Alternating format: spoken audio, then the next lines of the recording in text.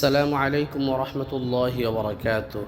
দেশ এবং প্রবাস থেকে যে যেখানে আছেন সকলকে জানাচ্ছি আন্তরিক শুভেচ্ছা ও অভিনন্দন। আজকে আপনারা যাদেরকে দেখছেন তারা হলো কোরআনের ছোট ছোট পাখি, যারা আজকে কোরআনে কারিমের সবক নিয়েছে।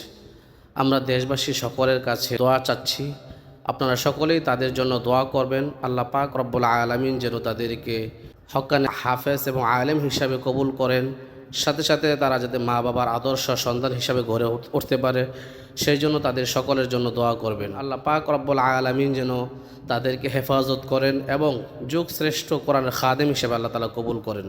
আমার পাশে রয়েছেন হযরত মাওলানা মুফতি মিজানুর রহমান সাহেব। এখন উনি দেশবাসী সকলের কাছে দোয়া চেয়ে সংক্ষিপ্ত দু একটি কথা বলবেন।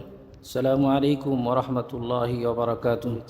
সকলের কাছে আমরা দোয়া চাই যে কোরআনের পাখিগুলি এই কোরআনের সবক নিয়েছে আজকে, সকলেই এই বাচ্চাদের জন্য দোয়া করবেন যেন আল্লাহ রব্বুল আলামিন হক্কানি আলেম এবং হাফেজ, যুগ শ্রেষ্ঠ হাফেজ কোরআন এবং যুগ শ্রেষ্ঠ হক্কানি আলেম হিসেবে কবুল করেন।